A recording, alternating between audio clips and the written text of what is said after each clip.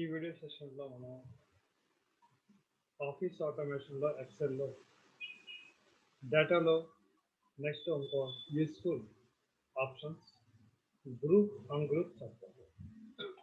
Okay, దీనికి ఏం చేస్తారంటే ఇది యూజ్ ఎట్లాగంటే ఇప్పుడు మనం ఏదైనా ఒక షాప్ తీసుకున్నప్పుడు షాప్లో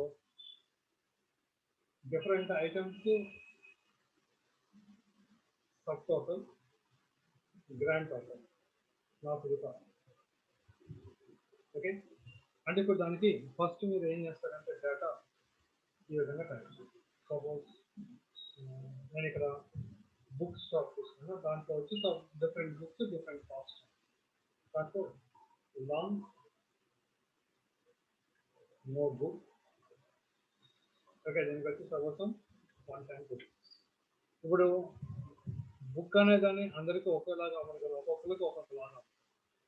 ఓకే, దానికి ఇప్పుడు లాంగ్ నోట్ బుక్ వచ్చి 1 టైం, మళ్ళీ same long notebook suppose 105 rupees. Next short notebook.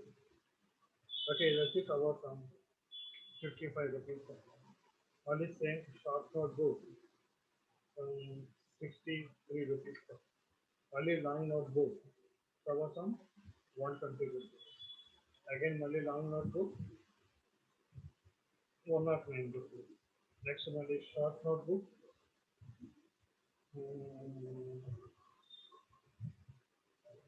50 rupees. Again మళ్ళీ short notebook 53 rupees. Long notebook 90 rupees. అదేవిధంగా mini book. Okay, suppose 10 rupees. Again mini book 12 rupees. Long notebook okay 19 rupees. Short note book 59 rupees. Okay, again many short notebook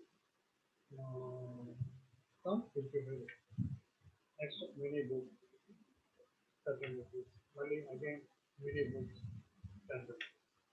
Okay, ఇప్పుడు ఈ విధంగా తీసుకున్నప్పుడు ఇప్పుడు దీంట్లో మనకి long notebook total ఏంటి, short notebook total ఏంటి, మినీ బుక్ టోటల్ ఏంటి, ఇప్పుడు వాటి యొక్క సబ్ టోటల్ గ్రాండ్ టోటల్ కావాలంటే సో అంటే మనం మాన్యువల్గా చేయాలంటే కష్టం కదా, దానికి మనం ఈజీ కావాలంటే ఏం చేస్తామంటే లాంగ్ నోట్ బుక్ దగ్గరికి వెళ్ళి అంటే ఫస్ట్ మన డేటా ఎక్కడైతే టైప్ చేసామో సెల్ పాయింట్ అక్కడ పెట్టేసి ఫస్ట్ వీటిని ఏం చేస్తారంటే సార్ట్ చేయాలి. ఓకే, ఇప్పుడు ఇక్కడ ఏ విధంగా సార్ట్ కావాలి, ఏడిజెడ్ జెడ్పీ అయినా ఏడిజెడ్ కావాలి కాబట్టి ఇక్కడ మీకు మొత్తం చూడండి ఒకటి కనిపిస్తుంది. లాంగ్ నోట్ బుక్ మొత్తం ఒకటి, మినీ దాని తర్వాత నెక్స్ట్ షార్ట్. ఓకే, ఇప్పుడు ఈ విధంగా వచ్చిన తర్వాత నెక్స్ట్ ఏం చేస్తారంటే దీంట్లో లాంగ్ నోట్ బుక్ అని కానీ సెలెక్ట్ చేసి గ్రూప్లోకి వెళ్ళి గ్రూప్ చేయాలి. ఓకే, రోస్ నెక్స్ట్ తర్వాత ఏం చేస్తారంటే దీన్ని సెలెక్ట్ చేసి మినీ బుక్ మళ్ళీ గ్రూప్కి వెళ్ళి అగైన్ మళ్ళీ గ్రూప్ సెలెక్ట్ చేయాలి రోసెస్. నెక్స్ట్ మళ్ళీ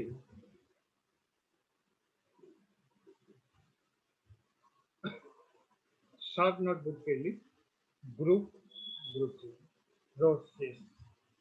ఓకే, అయిపోయిన తర్వాత ఇప్పుడు ఏం చేస్తారంటే సబ్ గ్రూప్కి వెళ్ళి సబ్ గ్రూప్ సెలెక్ట్ చేయాలి. ఓకే, మీకు మొత్తం సెలెక్ట్ అవుతుంది. ఇప్పుడు మీకు ఇక్కడ సమ్ ఆప్షన్స్ అడుగుతుంది, మీరు ఏం చేంజ్ చేయాలి దాన్ని అలానే ఉంచేసి next okay. Long note book దాని యొక్క టోటల్, మినీ బుక్ దాని యొక్క total. Okay, next short note book దాని టోటల్, ఫైనల్గా గ్రాండ్ టోటల్. ఓకే, ఇది మనకి ఇక్కడ గ్రూప్ సబ్ టోటల్. నెక్స్ట్ అదేవిధంగా ఇప్పుడు చేసిన గ్రూప్స్ తీసేయాలనుకోండి దానికి అన్ గ్రూప్ అనేదాన్ని ఈ మనకి డేటాలో మనం యూజ్ చేసాం.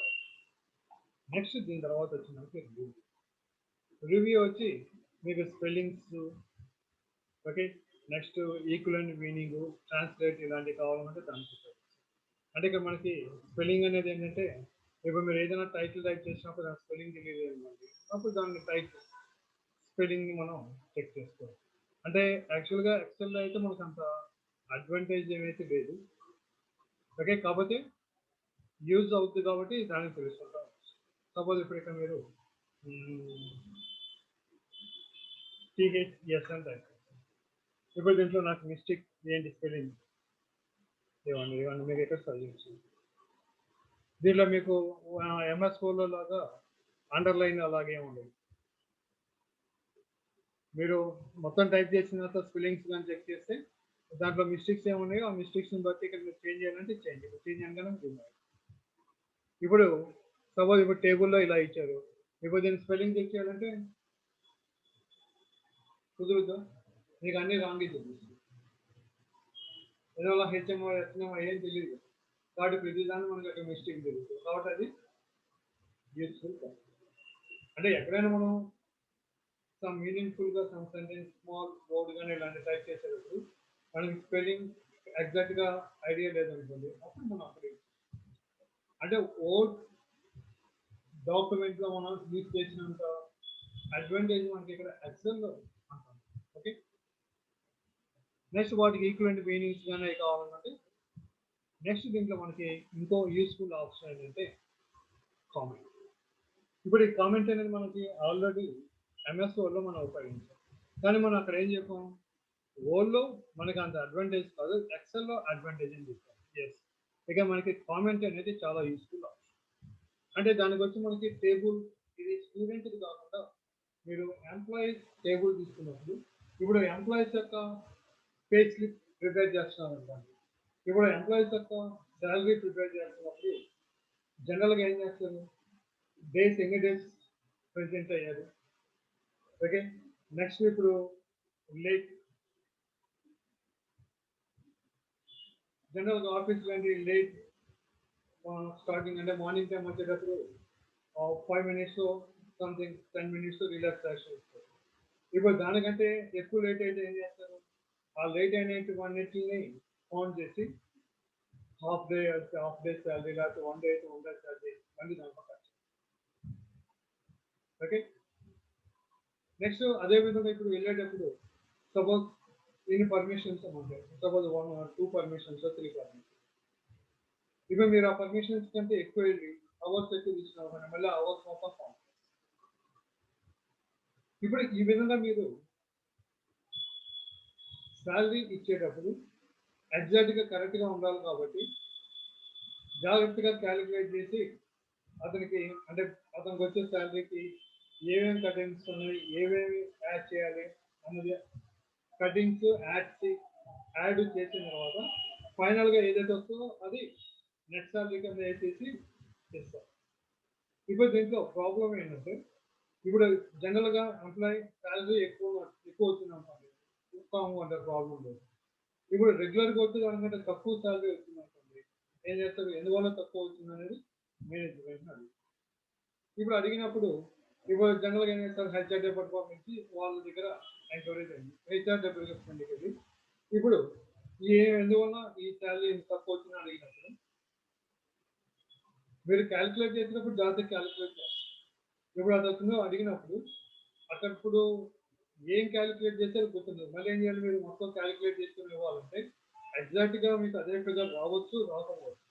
వచ్చింది అనుకోండి ఓకే నో ప్రాబ్లం, మీకు అలా కాకుండా ఎక్కువ వచ్చింది అనుకోండి ఓకే ఎందువల్ల ఎంత శాలరీ తక్కువ చేస్తామని చెప్పేసి దానికి ప్రాబ్లం అవుతుంది. కాబట్టి ఇప్పుడు ఆ ప్రాబ్లం లేకుండా మీరు ఇక్కడ కామెంట్గా మెన్షన్ చేశారనుకోండి మీకు ఈజీ అయిపోతుంది కదా. అంటే ఇప్పుడు ఎగ్జాంపుల్గా దీనికి నేను ఇక్కడ ఒక కామెంట్ చేస్తాను, సపోజ్ న్యూ కామెంట్ అంటే ఎంప్లాయీస్ ఇన్ఫర్మేషన్ అనుకోండి.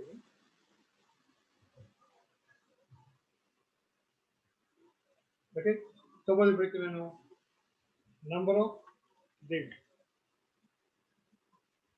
ఓకే సపోజ్ 3 పెట్టారు. Next number of hours late okay suppose 8 hours. Next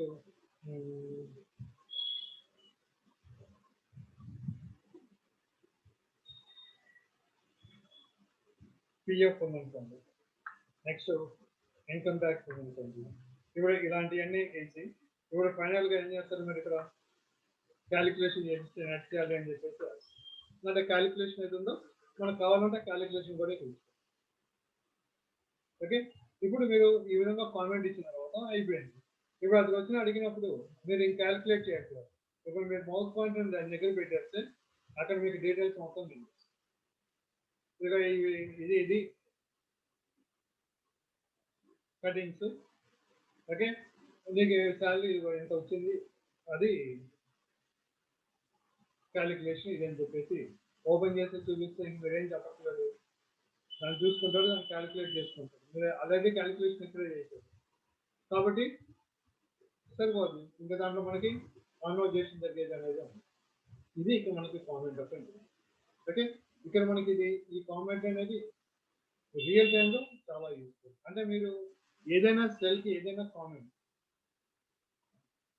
అంటే ఆ సెల్కి సంథింగ్ ఇన్ఫర్మేషన్ కొంచెం ఎక్కువ ఇవ్వాలి. ఓకే, కాబట్టి ఇప్పుడు మన సెల్ పక్కన లేదా సెల్ పైన ఎక్కడ టైప్ చేసిన నీట్గా ఉండదు కదా. కాబట్టి ఈ విధంగా కామెంట్ పెట్టుకుంటే మనకి ఎప్పుడైనా రిఫరెన్స్ కావాలంటే దాని దగ్గరికి వెళ్తే మనకి ఆ రిఫరెన్స్ అనేది ఉంటుంది. ఇది ఇక్కడ మనకి న్యూ కామెంట్. ఇప్పుడు ఈ కామెంట్స్లో మీకు ఎక్కువ కామెంట్స్ ఉన్నప్పుడు నెక్స్ట్ కామెంట్ ప్రీవియస్ కామెంట్ కావాలంటే ఇప్పుడు ఇచ్చిన కామెంట్ని రిమూవ్ చేయాలంటే ఓకే, ఇది ఇక్కడ మనకి దీంట్లో కామెంట్స్ వస్తాయి. ఇప్పుడు దీంట్లో మీకు కామెంట్ ఎడిట్ చేయాలనుకోండి, ఇప్పుడు ఇక్కడికి వెళ్తే మీకు ఎడిట్ కావాలి. మీరు దీన్ని ఎడిట్ చేయాలంటే సెల్ బటన్ అక్కడ పెట్టేసి ఎడిట్ కామెంట్ దగ్గరికి వెళ్ళి మీరు ఇక్కడ ఎడిట్ కామెంట్ ఇస్తేనే మీకు అదే ఎడిట్ అవుతుంది. ఓకే, ఇది మనకి దీంట్లో కామెంట్ యొక్క రూల్స్. ఓకే, నెక్స్ట్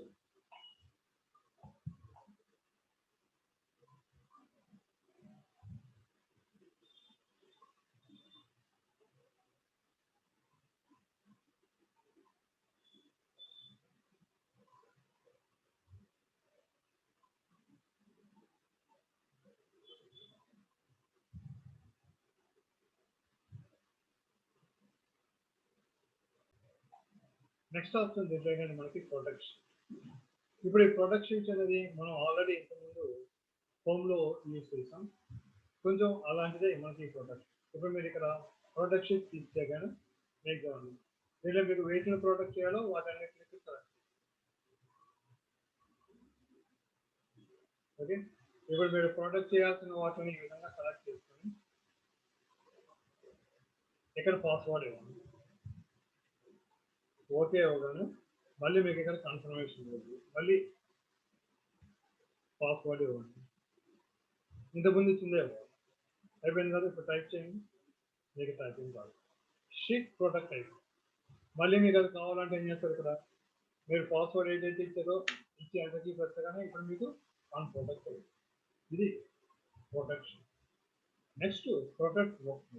ఇదేంటంటే జనరల్గా ఇక్కడ మీకు 2 విండోస్ ఉంటాయి, ఇది ఒక విండో, ఇది ఒక విండో. మీకు ఎక్కడైనా ఆప్షన్స్కి ఒక విండో ఉంటుంది, డాక్యుమెంట్కి ఒక విండో ఉంటుంది. ఇప్పుడు మీరు ఇక్కడ ఈ వర్క్షీట్కి మేనేజ్మెంట్కి వచ్చి ఇది మీకు control tool, minimize maximize tool. ఇప్పుడు నేను ఏం చేస్తానంటే కొత్త వర్క్ బుక్ వస్తుంది.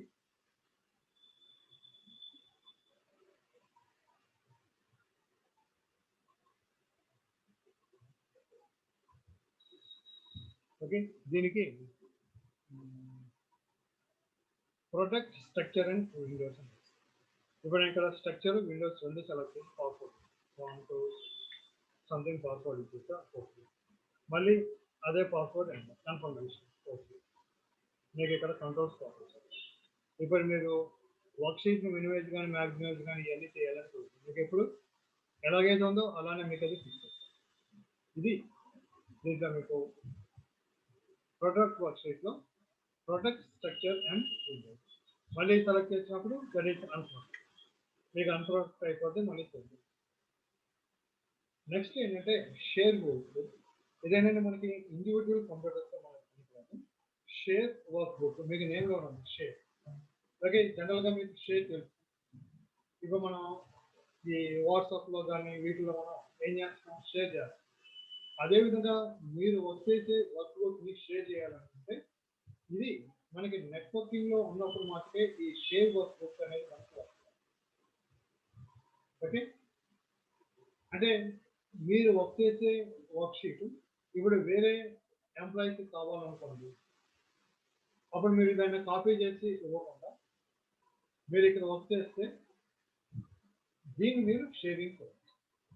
అంటే మీరు ఎక్కడ ఉన్నారో అక్కడి నుంచి దాన్ని మీరు వర్క్ చేసుకోవచ్చు. వర్క్ చేస్తా అతనికి మనం పెన్ డ్రైవ్లోనో దేంట్లో కాపీ చేస్తాం. షేర్ వర్క్ బుక్ అనగానే ఏమవుతుందంటే మీకు ఈ వర్క్ బుక్ షేర్ అవుద్ది.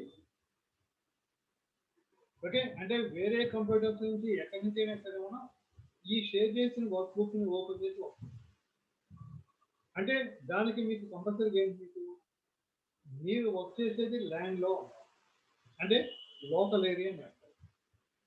లోకల్ ఏరియా నెట్వర్క్లో ఉంటేనే మీకు ఈ షేర్ వర్క్ బుక్ అనేది షేర్ చేయడానికి పాసిబుల్, లేదంటే పాసిబుల్. ఓకే, అంటే ఇప్పుడు ఆ షేరింగ్ ఇచ్చేటప్పుడు మనకి ఏంటంటే రిస్ట్రిక్షన్ చేస్తుంది. అంటే అంటే అదర్ పర్సన్కి అన్ని పర్మిషన్స్ ఇవ్వాలా లేకపోతే ఇవ్వాలి. అంటే అన్ని పర్మిషన్స్ అంటే రీడూ రైట్ రాకపోతే అంటే రీడూ రైట్ ఇచ్చారనుకోండి అతను ఏం చేయొచ్చు, మోడిఫై చేయొచ్చు. అలాగాను ఓన్లీ రీడింగ్ ఇచ్చామనుకోండి తను ఓపెన్ చేసి చూడొచ్చు అందువరకు, లేదంటే పాజిటివ్. మోడిఫికేషన్ ఏదైనా చేయాలంటే పాజిటివ్. ఓకే, దానికి రిలేటెడ్ ఆప్షన్స్ మనకి ఇది మనకి ఇక్కడ రివ్యూలో వచ్చేసరికి మనకి రివ్యూలో ఉండే ఆప్షన్స్ ఏంటంటే ఈ మనకి ఓకే, ఈ ఆప్షన్స్ మనకు వచ్చేయాలంటే కంపల్సరిగా ల్యాండ్ ఉంటేనే కానీ మనకి ఈ ఆప్షన్స్ అనేవి వస్తాయి. పర్పస్ ఏంటంటే ఇప్పుడు మనం చెప్పిన పర్పస్ ఈ షేర్ వర్క్కి దీనికి రిలేటెడ్. నెక్స్ట్ దీని తర్వాత వచ్చి మనకి ఎక్సెల్లో last menu option that is view. Okay, ఇప్పుడు మీకు వ్యూలో కూడా ఇంతకుముందు మనం ఎంఎస్ఓలో ఏమైతే ఆప్షన్స్ యూజ్ చేసామో ఆల్మోస్ట్ ఆల్ సేమ్ ఆప్షన్స్ మనకి ఇక్కడ వ్యూలో. ఓకే, ఈ వ్యూ నెక్స్ట్ వీడియో సెషన్లో చూద్దాం. ఓకే.